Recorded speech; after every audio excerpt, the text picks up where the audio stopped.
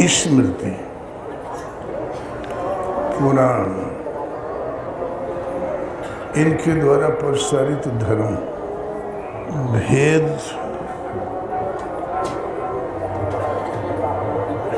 फूट और भ्रांति का सृजन करता है। 50% मानव प्रजाति को ये स्मृतियां अभागा कहती हैं। मनुस्मृति में लिखा है कि अंडा से सृष्टि हुई, ऊपर का भाग आकाश बन गया, बराबर बराबर फूटा, नीचे का भाग है पृथ्वी। आपको मालूम होना चाहिए आकाश अनंत है, जितने तारे हैं सब पृथ्वी है। पृथ्वी से 1300 गुण बड़ी तो सूर्य का धरातल है, और कई सूर्य अब देखने को मिले हैं। ऊपर आकाश कहते हैं शून्य को, पोल को, अनंत को, वो मापतोल से परे है। तो नीचे का भाग पृथ्वी बन गई, ऊपर वाला आकाश। फिर लिखा है उस अंडे में से जो व्यक्ति निकला वो थे ब्रह्मा।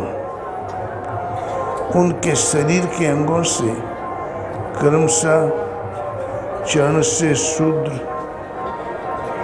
बाँह से क्षत्रिय, मुख से ब्राह्मण और जंघा से वैश्य पैदा हुए। शूद्र झाड़ू लगावे, छोटा काम करे, बर्तन मांजे इत्यादि, और वैश्य उद्योग करे, गोरक्षा, कृषि। क्षत्रिय सुरक्षा का भार संभाले, डंडा लेके वहां पहरा दे, सीमा गार्ड। और ब्राह्मण पढ़ लिख के न्याय नीति निर्धारण करे। ऐसा लगता है भगवान को ये नहीं मालूम था कि समुद्र पर्यंतम पृथ्वी लिखा है, समुद्र के उस पार आबादी है कि नहीं। आगे लिख दिया अंधाधुंध, खारा सागर, फिर मीठा सागर, फिर दुग्ध सागर, दही सागर, घृत सागर और ईख का सागर। घी है तो मिठाई मिलाए बिना कैसे खाओगे। लेकिन फिर रोज हवाई जहाजें चक्कर मारती है, कोई समुद्र तो नहीं मिला।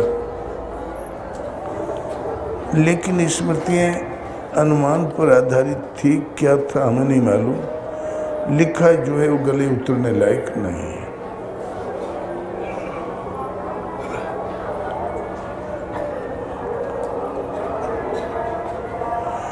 स्टेट पीरियड में जनता को 4 भागों में बांटकर कानून लागू किया गया था। अब स्टेटें ध्वस्त हो गई,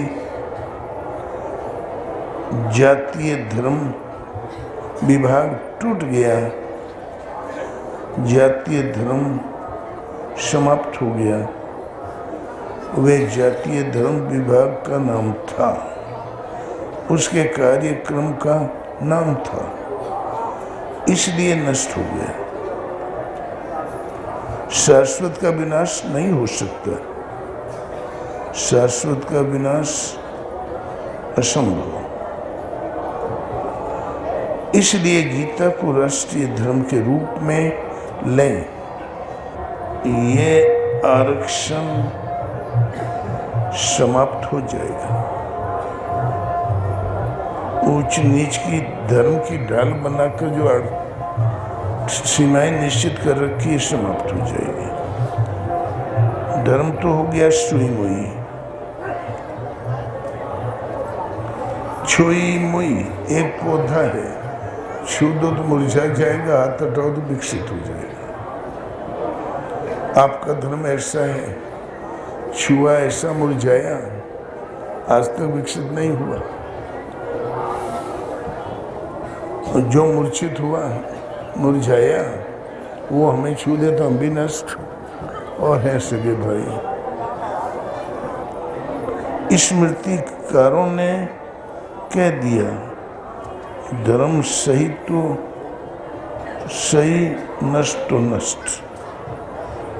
स्मृति के रचनाकारों ने जो कह दिया ये सही है तो धर्म हो गया, गलत है तो गलत हो गया।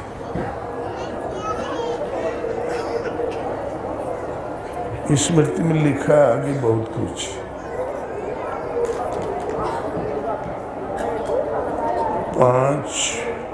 अब पढ़ लेना, हम नहीं बताएंगे। हमें ये देखना है गीता आपका धर्मशास्त्र है। सृष्टि के आरंभ में पहले गीता अवतरित हुई, बाद में मनु का जन्म हुआ और मनु से सृष्टि हुई, तो सृष्टि बाद में हुई, गीता पहले प्रसारित हो गई। मनु दीर्घजीवी थे, उन्होंने एक प्रलय भी देखा। भगवान ने प्रलय से पूर्व परीक्षा ली, उत्तीर्ण हो गया। तब बोले मनु प्रलय होने वाला है, तुम सृष्टि के बीजों को सुदृढ़ नाव में भर लो, अपने भ्राता सप्तऋषियों को बैठा लो, मैं मत्स्य रूप में आऊँगा, मेरे सिर पे सींग होगा, सुदृढ़ रस्सी को बांध देना सिंह में, मैं तुम्हें पार कर दूंगा। जहाँ रस्सी बंधी और मत्स्य उतार तरंगों पर चलने लगा,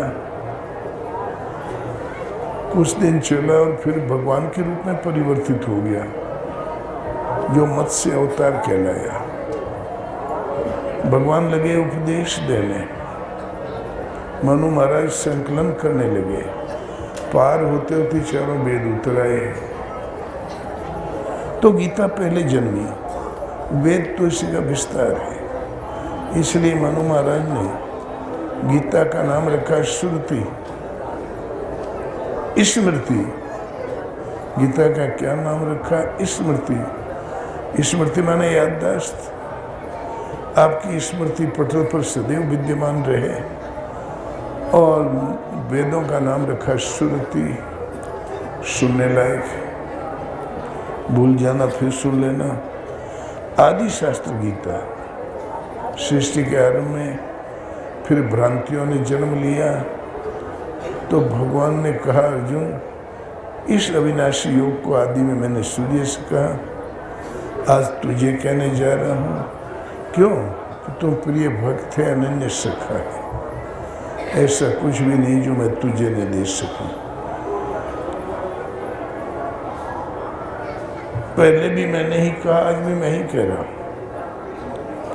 गीता भगवान कृष्ण के पश्चात करीब 2500 वर्ष तो गीता धर्मशास्त्र के रूप में विधिवत चलती रही। फिर अटकलों का बाजार गर्म हो गया, ये स्मृति काल आ गया। पुष्यमित्र शुंग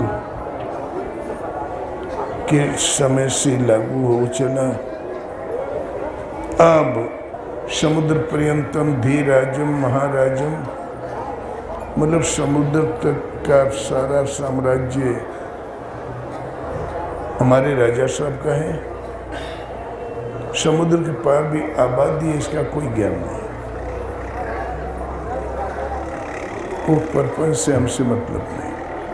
हमारे कहने का मतलब है 4 भागों में बांटा, चारों को भजन भगवान का करने का कानूनन तो अधिकार नहीं है।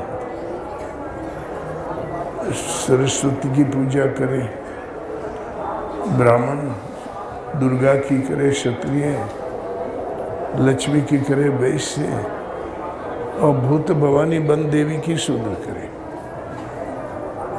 और भगवान की कोई नहीं करे। और भगवान कहते हैं अर्जुन विधाता और उससे उत्पन्न सृष्टि नश्वर है। काल पाके ब्रह्मा भी लोक समेत मृत्यु को प्राप्त हो जाता है, किंतु मेरा भक्त कभी नष्ट नहीं होता। आ ब्रह्म भुवना लोका पुनरावर्ती नोर्जुन मामोपेत्य तु कौन्तेय पुनर्जन्म न विद्यते। सृष्टि रचयिता विधाता और उससे उत्पन्न यावन मात्र जगत मरण धर्म है, परिवर्तनशील है, पुनः पुनः जन्म लेने और मरने वाला है। पुनरावृत्ति नोर्जुन, किंतु मामोपेत्य पुनर्जन्म, मुझे प्राप्त होकर पुनर्जन्म नहीं होता। भजन एक परमात्मा का, मरने वाले की पूजा करो, वो मरेगा तो तुम भी गए काम से।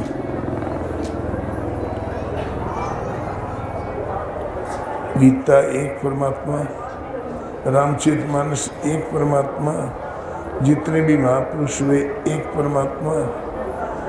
लेकिन आपके हिंदुओं का जो बंटवारा है ये कहता भगवान को मत भजो। सोमवार को शंकर जी की पूजा करो, मंगल को हनुमान जी की, बुध को बुद्धिदाता गणेश जी की, शुक्र को संतोषी माई, शनि को शनि दर्शन, इतवार को सूर्य को जल दो। 7 ही तो दिन है, 7 देवताओं में वितरित हो गया। भगवान के लिए तो सोचने के लिए भी अवसर नहीं मिला। ये सब उस हम लोगों के पूर्वजों ने किया। उस समय हम होते थे, उससे बढ़िया कहते, आप वही करते हो, क्योंकि जगत का सूझबूझ का स्तर यही था। इस धार्मिक परिवेश में गीता आपका धर्मशास्त्र, अभी फिर गीता आ गई है। श्लोक सही सलामत है, नई अर्थ धूमिल, अर्थ विस्मृत हो गया। यथावत अर्थ प्रस्तुत करती, इसलिए यथार्थ गीता नाम है। अर्जुन लड़ना नहीं चाहता था, भगवान ने मात्र कर्म की शिक्षा देकर युद्ध के लिए तैयार कर दिया। जिस कर्म को दृढ़ाया वह है यज्ञ की प्रक्रिया। अर्जुन, कुछ भी कर डालना कर्म नहीं है, एक निश्चित विधि है। नियतम कुरु कर्म त्वम कर्म जायो है कर्मणः शरीर यात्रा पे चते न प्रसिद्धियेद अकर्मणः। शास्त्र विधि से निश्चित किए हुए नियत कर्म को कर, कर्म न करने की अपेक्षा कर्म करना श्रेष्ठ है। यदि कर्म नहीं करोगे तो तुम्हारी शरीर यात्रा भी पूर्ण नहीं होगी। कर्म कोई ऐसी वस्तु है जो शरीर यात्रा को पूर्ण करता है। शरीर यात्रा समझते हो, इस योनि से उस योनि, उस शरीर से उस शरीर, उससे उस शरीर, पुनरपि जननम पुनरपि मरणम, पुनरपि जननी जठरे शयनम, इसका नाम है शरीर यात्रा। अर्जुन, युद्ध कर, नहीं तो तुम्हारी शरीर यात्रा भी सिद्ध नहीं होगी। शरीर एक वस्त्र है,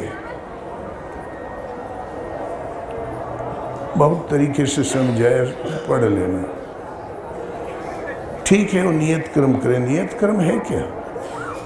तो यज्ञ अर्थात कर्मणो अन्यत्र लोकोयम कर्म बंधनम तदर्थम कर्म कौन्तेय मुक्त संज्ञ समाचर्य है।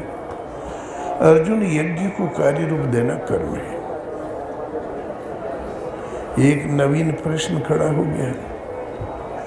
नियत शास्त्र विधि से नियत वो कर्म है, वो नियत क्या है कि यज्ञ को कार्यान्वित करना कर्म है। संग दोष से अलग रहकर अन्यत्र दुनिया में जो कुछ किया जाता है इसी लोक का बंधन है, बंधन कर्म है। इसलिए अर्जुन, मुक्त संग समाचर्य, संग दोष से अलग रहकर भली प्रकार यज्ञ का आचरण कर। वो एक निश्चित विधि है, एक नियत विधि है। कर्म तो रात दिन लोग व्यस्त हैं, एक भी तो बैठा नहीं दिखाई देता। क्या ये कर्म नहीं है? बोले अन्यत्र सिवाय गीतोक्त यज्ञ के सिवाय कर्मों में लगा हुआ लोग अन्यत्र लोको एवं इस लोक का एक बंधन कर्म है, इस लोक में बंध के जकड़ के वाला कर्म है। तदर्थम कर्म कौन थे? इस यज्ञ की पूर्ति के लिए संग दोष से अलग रहकर यजन कर। यज्ञ का आचरण ही कर्म है और साक्षात्कार का नाम ही ज्ञान है। इस साक्षात्कार के साथ ज्ञान में स्थित संग दोष और आसक्ति से रहित मुक्त पुरुष के संपूर्ण कर्म भली प्रकार विलीन हो जाते हैं। जिसे पाना था पा लिया। आत्मा तृप्त है, आत्मा विदित है, आत्मा स्थित है। आगे कोई सत्ता है ही नहीं। कर्म करोगे तो जवाब कौन देगा? ऐसे योगी के कर्म अशुक्ल कृष्ण होते हैं। न शुभ संस्कार डाल पाते हैं न अशुभ। करते क्यों हैं? लोक हित के लिए। यदि महापुरुष सावधान होकर कर्म न बरते, समाज बरतने लग जाएगी, समाज वर्ण संकर हो जाएगी। और मैं वर्ण संकर का करता हूँ। इस स्त्रियों के दूषित होने से तो वर्ण संकर कहा सुना जाता है। स्वरूप में स्थित आत्म तृप्त आत्म स्थित महापुरुष कर्म न करे, करते हुए आपसे न करावे तो वर्ण संकर पैदा हो जाएगी। ये कैसा वर्ण संकर? आत्मा का शुद्ध वर्ण है परमात्मा। अनुसार तू सुवर्ण वर्ण हल्की तेरी चाल, एक कला के बिछुड़े विकल फिरे बेहाल। संत हंस गुण गहे पे परिहरि बारी विकार, विधि प्रपंच गुण दोष में विश्व कीन करतार। विधा का प्रपंच गुणों और दोषों से सना हुआ है। ये दानव है, ये देव है, ये ऊंच है, ये नीच है, ये स्वर्ग है, ये नरक है। ये विधाता के प्रपंच की नामावली है। इनमें से किसी की पूजा शुरू की हमने तो हमने प्रपंच की पूजा की है, न कि शक्ति। अर्जुन, काल पाके देवता भी मृत्यु को प्राप्त हो जाते हैं। इसलिए ये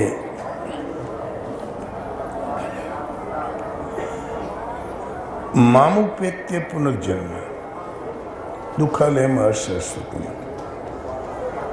मुझे प्राप्त होकर दुखों की खान क्षण भंगुर पुनर्जन्म को नहीं प्राप्त होता। अर्जुन, मेरा भक्त कभी नष्ट नहीं होता। विधाता उससे उत्पन्न दीति अदिति की संतानें देव दानव मानव परिवर्तनशील है, मरण धर्म है। पुनर्पि जननम पुण्य मरणम। मरण धर्म की पूजा करोगे तो मौत पाओगे, शाश्वती पूजा करो शाश्वत धाम पाओगे।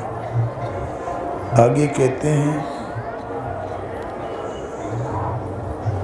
ये अंतःकरण की लड़ाई है। एक डॉक्टर साहब थे, वो बोले, अरे महाराज, आप कहते हैं युद्ध हुआ ही नहीं गीता में। हम क्षत्रियों का गौरव है, इतिहास है, हम लोगों का तो शास्त्रीय है ये। हम बोले हमें खुशी हुई, भला अपना कहा तो। हम बोले गीता में नहीं लिखा तो हम क्या करें? बोले 4 दिन का अवसर दे। और कई जिला घूमे, जहाँ तक विज्ञ लोगों से माथा पीछी किया। फिर आया लिखा है अध्याय 3 और श्लोक 30। जब से वो श्लोक बता दिए गीता सुधर गई। हम भी नहीं जानते थे, उस समय लिखी जा रही थी। उसमें लिखा है भगवान ने, मयि सर्वाणि कर्माणि संन्यस्य अध्यात्म चेतसा निराशीर निर्ममो भूत्वा युद्धस्व विगत ज्वर है। सब कर्मों को मेरे प्रति समर्पित करके